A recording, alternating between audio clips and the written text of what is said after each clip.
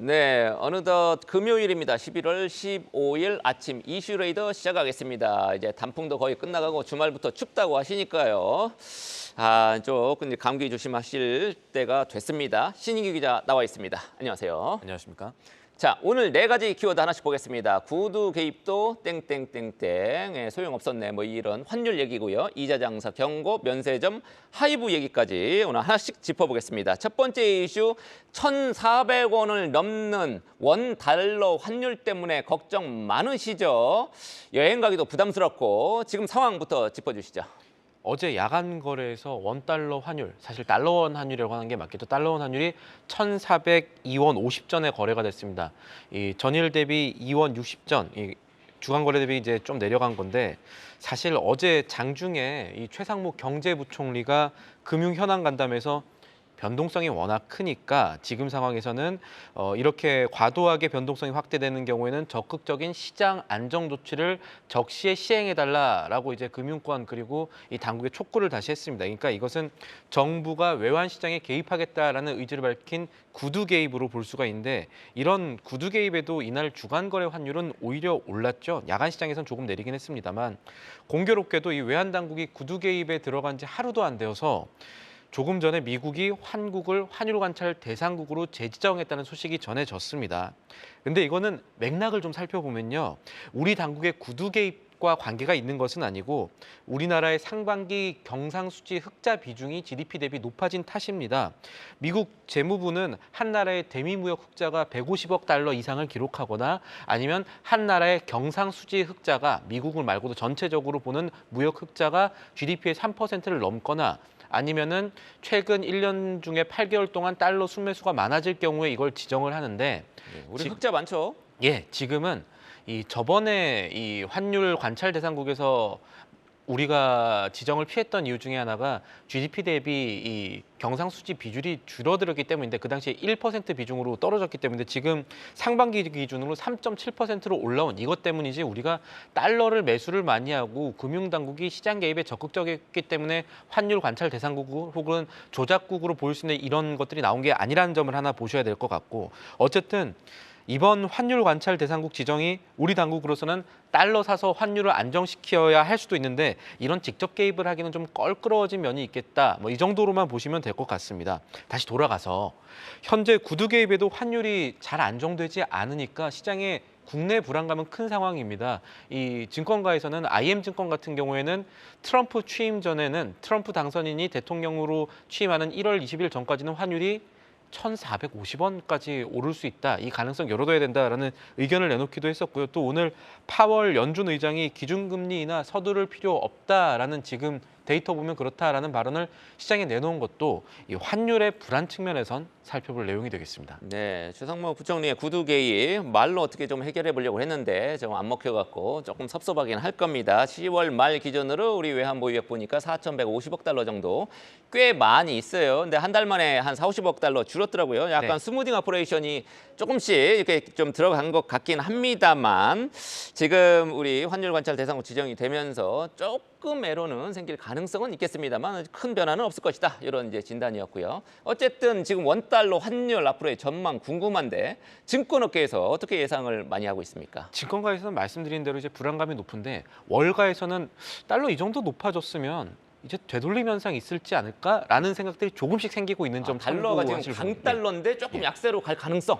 예, 왜냐하면 지금의 달러가 이 트럼프 당선인 확정 이후에 급하게 올라간 측면이 있고 이것은 현실보다 기대를 모두 100% 반영했기 때문에 사실 모든 공약이 다 트럼프 당선인의 의지대로 되지 않을 가능성이 그럴 가능성보다 높기 때문에 지금 상황에서는 좀 되돌림 현상이 있지 않을까라는 생각이 조금씩 생기고 있는 국면에 있습니다. 이것은 오늘 달러 인덱스 봐도 조금 그런데 달러 인덱스가 지금 이 달러 인덱스라는 거는 주요국 대비 달러가 얼마나 구매력, 힘이 세냐를 보여주는 건데 계속해서 오르고 있다가 107선을 앞두고 지금 상승세가 조금 주춤하는 모습. 그러니까 106.9선까지 갔다가 다시 내려가는 현상들이 보이면서 오늘 달러 인덱스는 106.8284 정도의 마무리가 됐었거든요. 그래서 HSBC 같은 경우는 최근 달러 흐름이 현실보다 기대로 움직이는 측면, 기대가 100% 반영된 측면이 있기 때문에 되돌림 가능성 연두해야 된다는 의견이 나왔고 펀드 스트레스에서는 톱니가 이끄는 펀드 스트레스 스트레스에서는 달러화가 이제 아마 몇 주를 두고 몇 주 동안은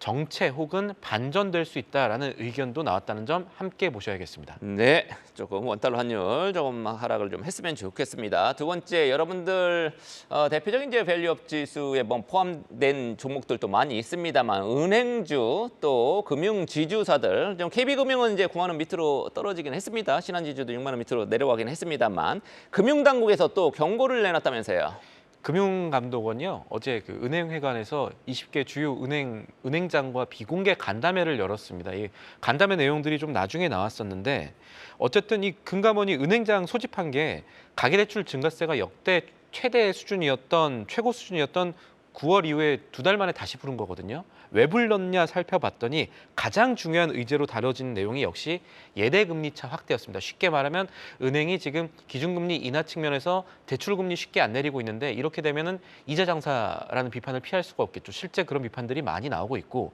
금융당국이 나서서 이제 이자 장사 하지 말라라는 얘기가 나왔다는 겁니다. 금융권의 이제 얘기 따르면은 이번에 가장 많이 내용이 나온 것이 은행이 대출금리가 아니라 예금금리 낮춰가지고 예대금리 차만 늘리고 있다는 점, 이 부분이 간담회에서 주로 논의됐다라고 합니다. 그러니까 사실 이거는 질책성 발언이 나온 것으로 해석을 할 수가 있고, 그래서 기준금리 인하 효과를 국민들이 체감할 수 있도록 해야 하지 않겠냐라는 발언이 나왔다고 합니다. 금융당국이 은행한테 대출금리 내리라는 경고성 메시지 보낸 것이고요. 여기에 따라서 실제로 은행주들의 실적을 밝혔던 대출금리가 인하가 될 가능성 따져봐야겠습니다. 은행주를 투자하는 사람 입장에서는 그렇게 좋은 뉴스는 아니겠죠. 네, 그렇겠네요. 지금 언제는 대출금리 뭐 올리라고 했다가 내리라고 했다가 자, 세계 최고 수준의 규제 이러면 이런 상황에서 뭐 혁신이 나오겠습니까?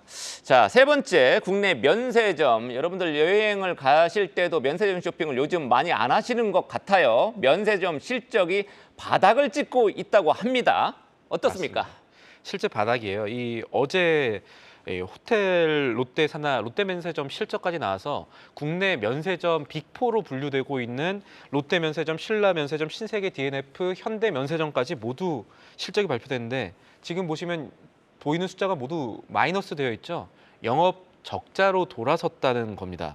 면세점 빅4가 일제로 적자 돌아선 것이 지난 이 코로나의 부정적인 효과를 봤던 2022년 이후에 지금 최초로 있는 일입니다. 아, 코로나 때는 아무도 안 나갔으니까요. 당연히 적자였겠죠. 예.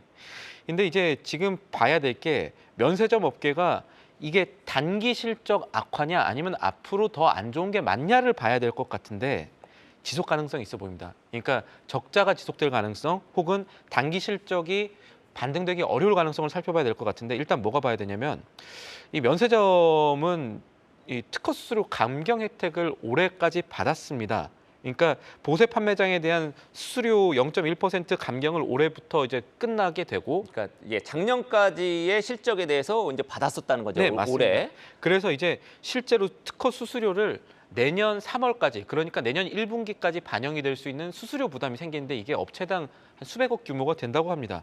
당연히 비용 측면에서 부담이 되는 게 하나 생긴 거고, 공항 임대료도 지금 올라가고 있어요. 공항 임대료 올라가는 것은 공항 임대료는 공항 여객수의 연동을 받습니다. 인천공항 같은 경우도 대표적인 것이고 공항 이용객이 늘어나게 되면 보통은 당연히 면세점 가서 살 사람들이 많으니까 임대료가 늘어나는 구조인데 문제는 지금 공항 이용객이 는 만큼 면세점이 수요가 늘어나고 있지 않는 것으로 보인다는 점입니다. 실제로 어떤 요인들이 있느냐? 아까 앵커께서 국내 분들도 뭐 공항 가서 뭐 안 사신다라고 얘기했지만 중국 분들이 더 많이 안 사는 것 같아요. 중국 사람들이 더 많이 안 사고 있는 것 같고 지금 중국 쪽의 고객 이탈 문제가 면세점 업계에선 큰 화두라고 합니다. 실제로 중국이 공항 면세점 사업, 자체점 사업을 키우고 있는 것도 지금 우리 업체는 악재인데 정부가 내수 진작을 펼치고 있지 않습니까? 중국 정부가. 그래서 중국의 하이난성 같은 경우에 시내 면세점 확대하고 이런 상황들이 계속해서 엮여지면서 이런 것들이 중첩되면서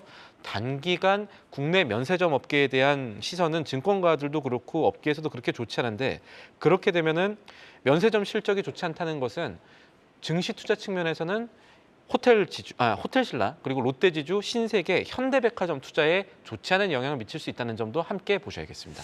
네, 어제 이마트 실적 나오는 거 보고 깜짝 놀랐습니다만 그래서 턴어라운드를 했구나. 그런데 또 PBR, 순자산 비율 보면 이마트 역시 0.15배 아직도 너무 낮긴 하거든요. 그래서 유통 쪽이 좀 괜찮아지나 살아나나 싶었는데 지금 면세점 쪽만 놓고 보면 물론 이제 신세계하고 이마트는 이제 정기용 회장하고 정의준 회장 계열 분리가 계열 될 분리 겁니다. 이미 했기 때문에 조금 뭐 관련성이 떨어지긴 합니다만 어쨌든 유통도 이 업종 이 세부 내역별로 조금 차별화가 좀 커지는 것 같습니다. 특히 면세점이 계속 적자가 지속될 가능성까지 짚어봤습니다. 네 번째 이슈. 하이브 말도 많고 탈도 많은 하이브 뉴진스 뭐 탈퇴 이슈에다가 어제 또 다른 악재도 나오고 하이브 한번 전체적으로 짚어볼까요? 하이브 관련해서 지금 20만 원 선을 앞두고 계속해서 다시 악재가 좀 나오는 모습이 하이브 투자한 주주들한테는 좀 불편한 광경일 겁니다.